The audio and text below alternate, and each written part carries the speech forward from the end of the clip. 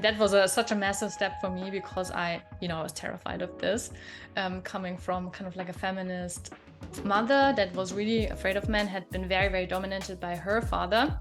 But I realized for me that, as you said, becoming old school again, if you are with an integrated, super conscious man that 100% that he has your best interest in mind, it's totally okay. And I think often very healthy if the man is a bit more in charge, because, even sexually, when we think about the feminine, I think that, right? For us, it's all about letting go, relaxing. And when we're always in this stressed, controlling state, man, like I literally, my libido goes down. I just feel so overwhelmed. Hey guys, welcome back to the podcast. I'm so excited today. I have Veronika Amaya. She is a relationship coach with a specialty in authenticity and spirituality. And today our topic is the nice guy syndrome and why it's such a big turnoff, that nice guy. So some other things about Veronika: she loves helping women reconnect to their divine feminine, and then the polar opposite, she loves men, helping men connect back into their divine masculinity, like that roar, which is so exciting. Veronika is also really fun. She likes ecstatic dance. She's also a DJ. I don't know if you want to talk about that at all, but that's kind of cool and fun. And her best friend and husband is named Matt. So Veronika, welcome to the show. Tell us a little bit more about you, and maybe like, what kind of DJ are you? Oh, it's so nice to have you, to be here on your podcast. I know. You also have a podcast, don't you? Yeah. As a podcast host, we're like also interviewing at the same time. So confused. But yeah, I'm originally from Germany. I live in England with my husband, Matt, and I'm a drum and bass DJ. So that's I don't know, do you know drum and bass? It's kind of like techno, but better. So yeah, I love that. It's like happy releasing anger. So yeah, it's very nice. That sounds amazing. I can picture you with like big headphones on. You're like, boom, boom, boom. Yeah, let's go. That's awesome. So you mentioned in the intake form that you are moving to Mexico and you guys are going to start a family. What's going on with that? Yeah, we have decided now it's the rainiest summer in England since 1838. And I said to Matt, I'm never going to live in a cold country. That's it. So we thought, okay, what is kind of like not too expensive and like also a very warm culture? And we thought, oh, maybe Mexico. So we're just going to see. And yeah, we're also trying for babies. So who knows? Maybe a little Jorge. That's fun. My closest friends and also team members that work for me just came back from Baja, and they were like, Jen, it's so miserable in the summer. It's like literally 110 degrees and it's really buggy. So it may be too that you find like, okay, when it's nasty and I can't handle it, then like we leave for a few months and we just go somewhere a little cooler and less buggy. And then like the rest of the year, they're like, Mexico's freaking amazing. Yes, we always think that in the summer we want to be here in Europe to see our families basically. So that would be kind of like the plan. So yeah. That's a great idea. Yeah. Awesome. Okay. So today we're talking about nice guy syndrome. And I don't know about you, and I'm sure that you're probably aligned with this same kind of thought process, but number one, I always feel bad for the nice guy, because it's like he's really good and he's super sweet and he opens the door for you and he's kind of in his feminine, not that opening door is a feminine thing, but usually the nice guy is more like a feminine energy, right? And he's like your gay best friend, or he's your best friend that's not gay, but he's so feminine that he could be. And so you're just like, I love you for being my good friend. And the nice guy is like, but dude, I want to fuck you. Like, I don't understand why you don't understand what I'm saying through my signals. Like, I want to be with you. And she's like, oh no, I'm just picking up friend vibes. So can you talk to us a little bit about like this archetype of the nice guy and why maybe women don't actually want the nice guy? Yeah. So I think you said it so perfectly. They are the typical guys who always get friend zoned by everyone, but women want to be around them because they feel very safe and very emotionally connected.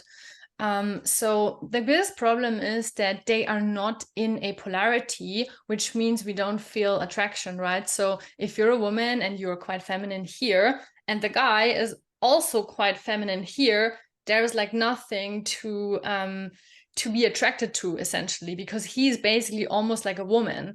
And if you're a hetero woman, you want the opposite, which is like, you know, the raw, masculine, powerful, and he is just very, very different than you. So I really think that it's a tragedy with the nice guys, because you know how they originate very often is they have been brought up with a lot of viewpoints that masculinity is really, really bad and hurts women, essentially. So inside, they feel a lot of shame about being men. Often they also had mothers that maybe had a lot of trauma around men. So they kind of like unconsciously always say like castrate them. You know, it's a bit drastic, but they just kind of like want them to be more feminine, and they tell them, don't be so assertive, don't be so aggressive. Yeah, and then there emerged these kind of like people-pleasing, very safe feeling men, but yeah, you don't want to sleep with them, and it's so sad. Yeah, it is so sad, because I think as a woman, to your point, they feel safe. Like, so my partner, Scott, is a great balance of nice guy, safe zone for women, and like super sexy. They also want to fuck him. Like, it's really an interesting dynamic, because I think for most men, you don't look at them and you're like, I want you to be my best friend. Let's hang out together. But he is very much like that. They feel safe with him. He's sensual. He's great with touch. He's great hugging. He's like, can massage your shoulders, and you don't feel like, okay, he's trying to get in my pants, but then like you want him to get in your pants. So how do you get from being a nice guy, because, you know, like we want nice men in the world, to being nice and craveable? Yeah.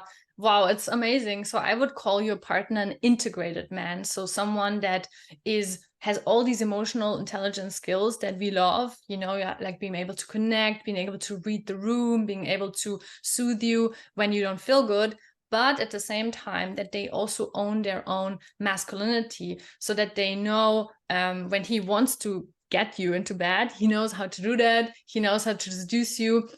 He is going to have his own opinion, you know, he's going to argue with you. He doesn't feel like someone that, you know, you can just blow over with a little wind, essentially. So yeah, so the first step for these guys is essentially that they first of all recognize that masculinity is not bad, is not wrong, it's beautiful, it's just the opposite of femininity. And of course there's shadow sides, right? Like violence and war and suppression of women, but there's also shadow in the feminine. It's the same thing, like manipulation, and also, you know, a lot of around sexuality. There's a lot of dark side within the feminine. So everything has a good side and a bad side. So just you have to own it.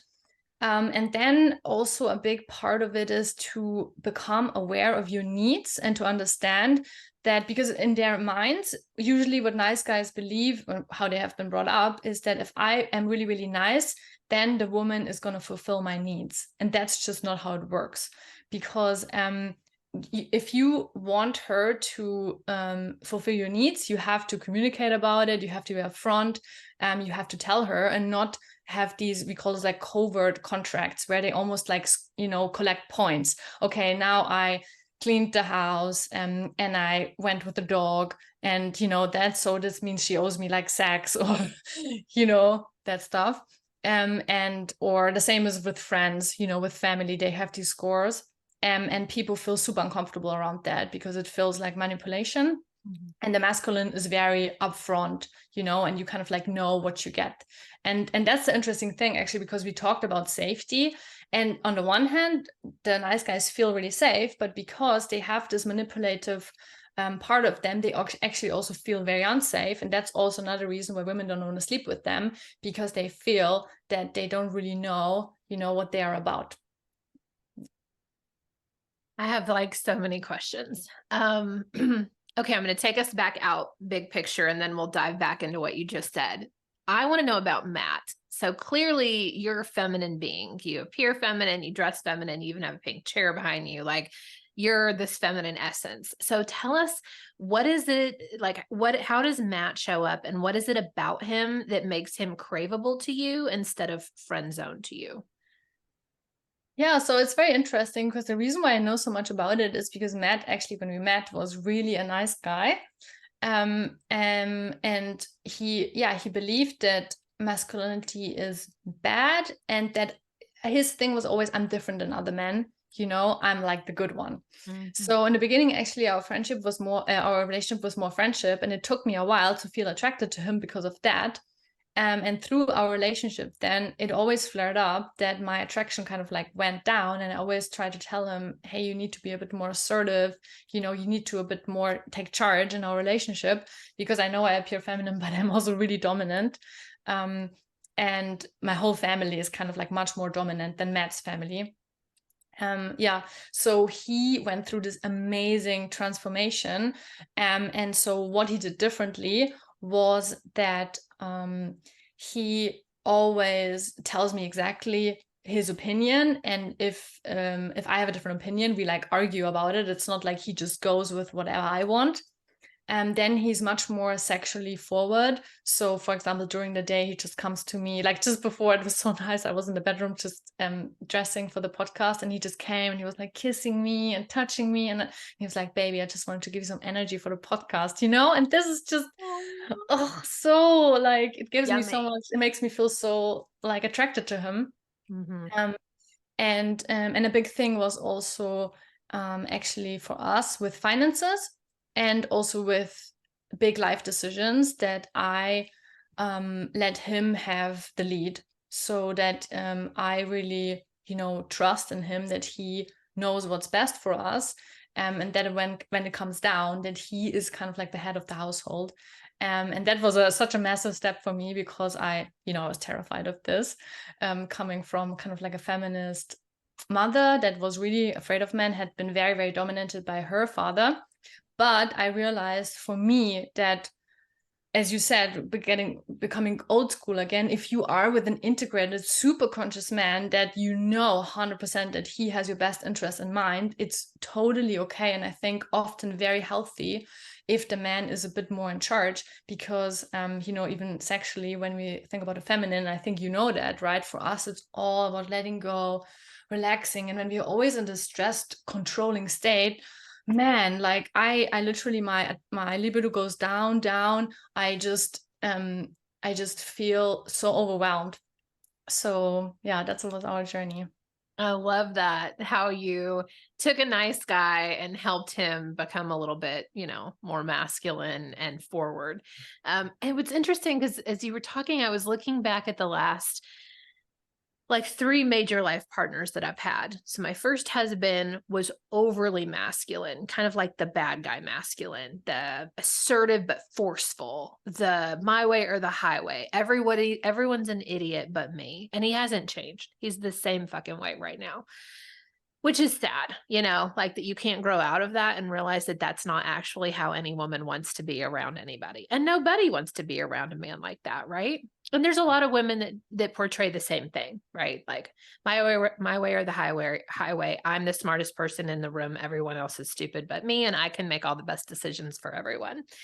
And then my second husband was the opposite. So I definitely chose a feminine partner there, where I was much more dominant, much more masculine, paid for everything, was in control of everything, and felt safe.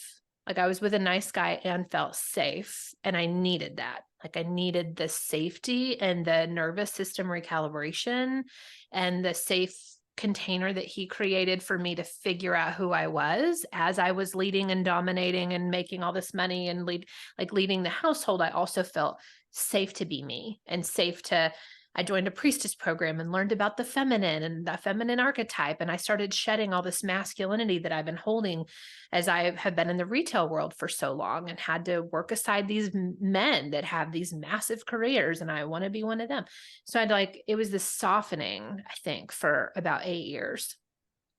And then we got to this point in our relationship where I started to get really curious about sex and my body, and I wanted to explore, and we opened up our marriage, and he decided that he didn't want to be a part of that. He wanted a very traditional, very vanilla relationship, and wasn't willing to try new things with me. And so we both just consciously uncoupled, and he's still in my life and still in my kids' life. And I'm so grateful for that. And then I have Scott, like the fully integrated man, where he is very like macho, manly. My youngest is like, Mom, he looks like a lumberjack, like a redheaded lumberjack.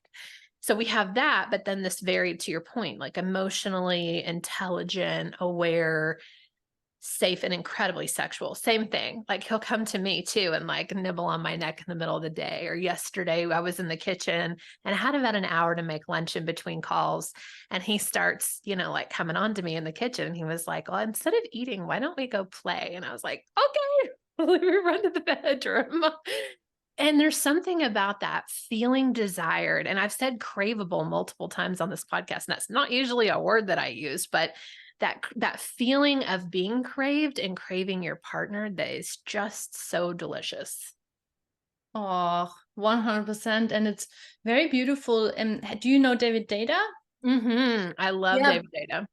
Because I think you described as 3 stages of the intimate communion, right? When it's first, I forgot the first word, but it's this, as you said, traditional relationship where there is maybe more polarity, but also it's unconscious and it's, there's not a lot of love there. And then the second stage is the 50-50 relationship, which most people now, I think, are stuck in. It's this, okay, we are really good team partners. Maybe even the woman is more dominant.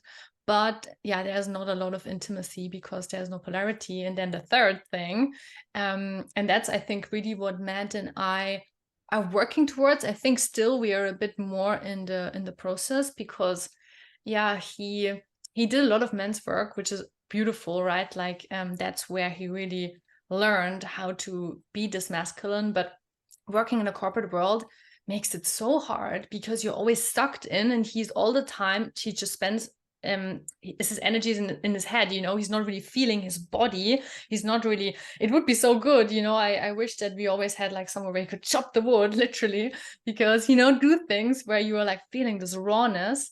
So that's also a bit my wish, because he's going to quit his job. And then, yeah, I think it would be really nice for him. For me, it's the same thing, I mean, you probably know this as a sexuality expert, how this working life is really so destructive because you're so always in your mind. And you, often at the end of the day, I'm not even feeling my body. So I have to do all these practices to get in touch with myself again. Yeah. Like ecstatic dance party at the middle of the day, like lunch break plus ecstatic dance party. Get in your body, do some movement. I love that. Okay. So we've kind of identified what a nice guy is, what he looks like, and why it's not sexually appetizing to be with a nice guy. We've discussed what being a balanced embodied man looks like, and how we both have these men and they're craveable and yummy and desirable and sexual and like in their body. So let's talk, like, to me, part 3 is, okay, if someone's listening and they're like, okay, I got it. Like, now what do I do? So whether you're a woman and you have a man that is more nice guy that you want to be more masculine, or if you're a man listening and you're like, oh shit, I'm the 50-50. Like, I have given my woman so much power and so much control, and I've just stepped back because men are bad and I don't want to be that guy anymore. Like, I know my woman wants more from me. I know she wants me to lead. I know she wants me to step up. I know she wants me to become that craveable, fully integrated man. Like, what do these two sides of people do? What's action? So for men, for people that think, oh my gosh, for men that think I could be a nice guy, I would really recommend to read the book No More Mr. Nice Guy by Dr. Robert Glover. That is like the Bible for nice guys, and he describes so beautifully the journey from being such a people pleaser to being a really healthy male that is very attractive to women. And he underwent his own process and has coached like thousands of men. So it's really rich resource. And always remember, as you also said, that women really want that. Like, men never believe me that. They're like, no, she wants to be in control. No. She does not want to be in control, but she just has to trust you. So you have to set really strong boundaries with her, and that actually will give her safety. And for the women, so if you are with a partner and you think that he's a nice guy and you don't find that attractive, like that's how it was in my case. I thought he's the perfect man. I do not want to lose that, but I cannot live like this. So what do I do?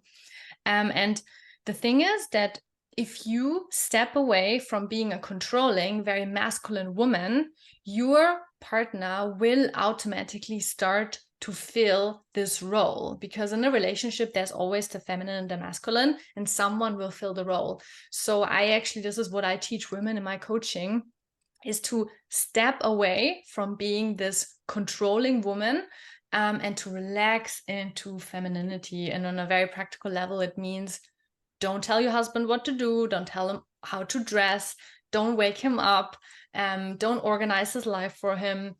When he's with the kids, leave, let him be, let him do his thing. Don't check up on him. Treat him like you would treat a man that you 100% trust and 100% respect. And that's really difficult for most women, because, the controlling woman and the nice guy, they find each other perfectly. And very often, the women, since childhood, basically, they have a lot of control issues because of, anxieties, because maybe of a chaotic household. But the journey for you is to make this experience actually, unlike in your childhood, when you step back, he is gonna fill this for you. He's gonna actually be like a father figure that you never had, a dependable man. Okay, depending, of course, that you are with a man that is, in general, like a good guy. But most of them really are. It's just that women never give them a chance because, as I said, they have these control issues, and then they feel so afraid to even to try. For example, a really good example is, let's say you are out with your friends and your husband is with your kids, that you feel so afraid that maybe he's going to give them not a good lunch, or he plays, something a bit more, he lets them play some more adventurous things. But if you really step back, you will find that the kids don't die, and it's totally right that he is doing his own thing. Like, that's a good thing, actually. They should do different things with a dad.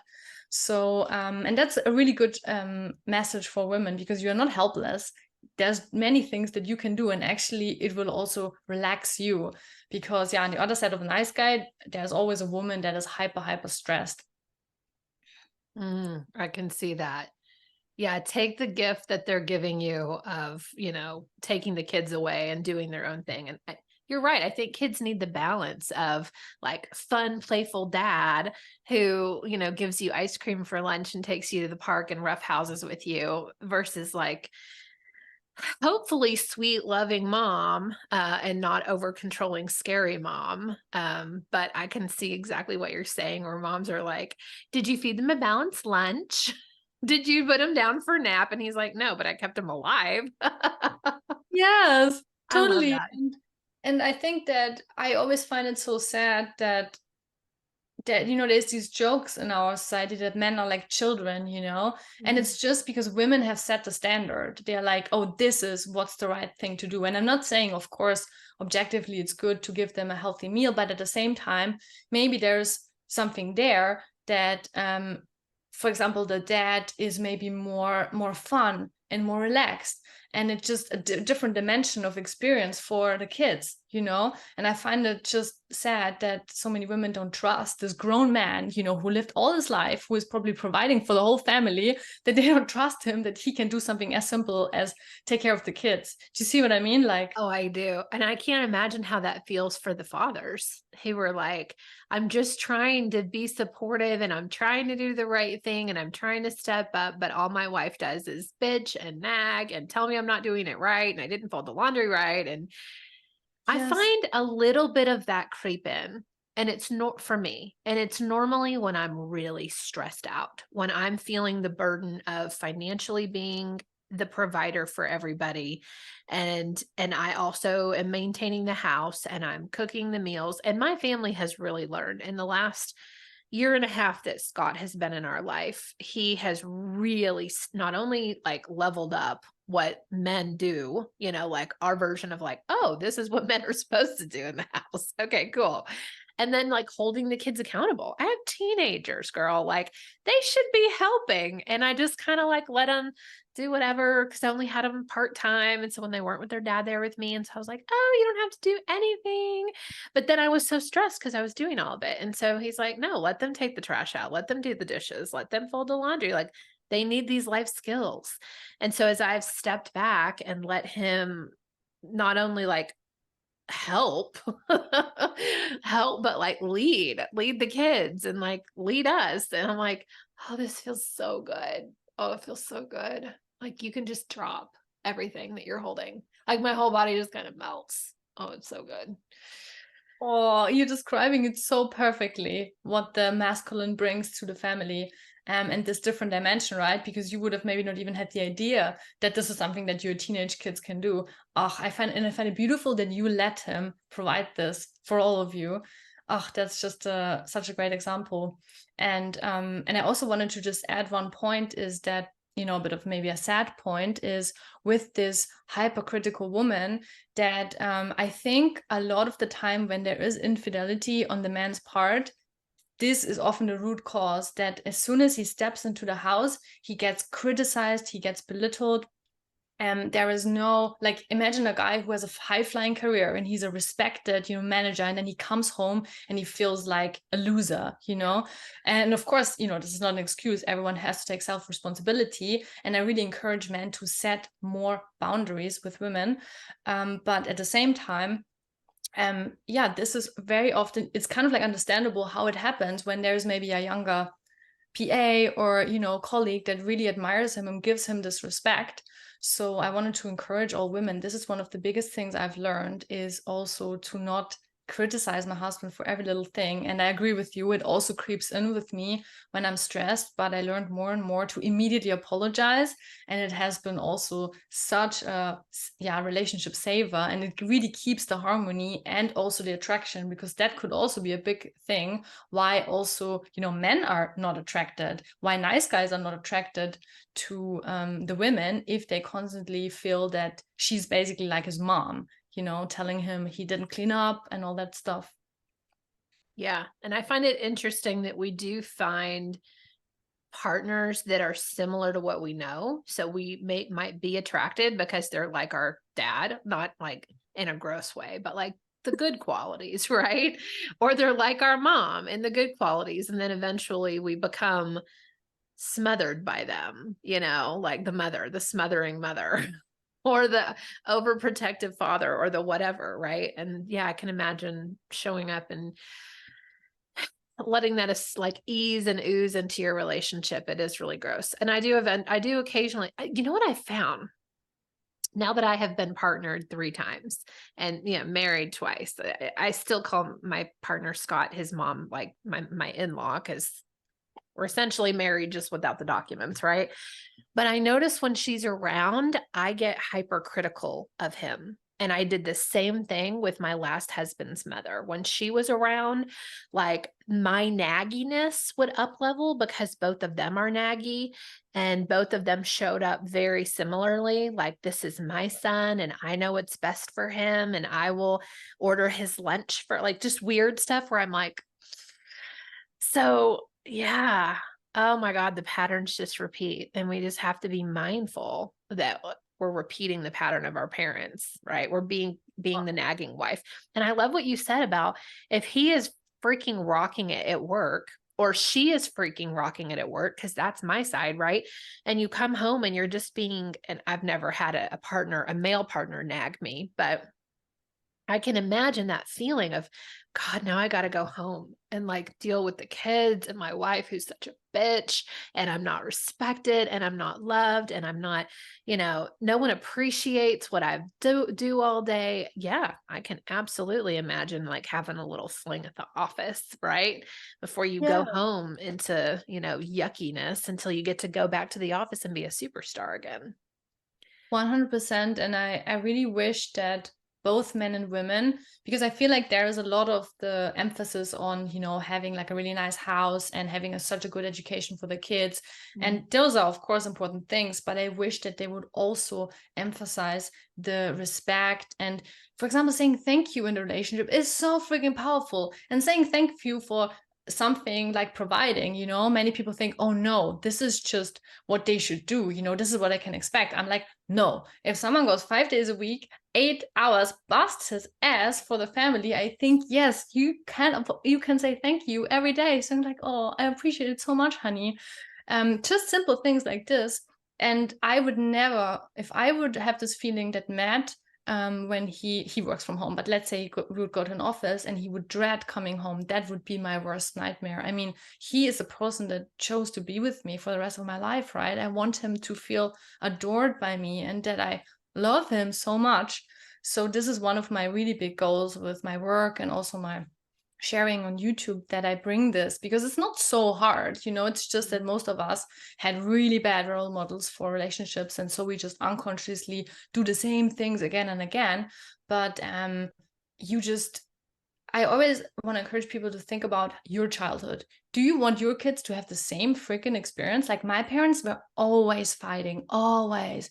And I always said to myself, if I have a marriage like this, then I would feel so bad thinking that they, experience the same as me, when it's not so difficult, to just get on, especially if my parents in general like each other. They just have horrible communication skills.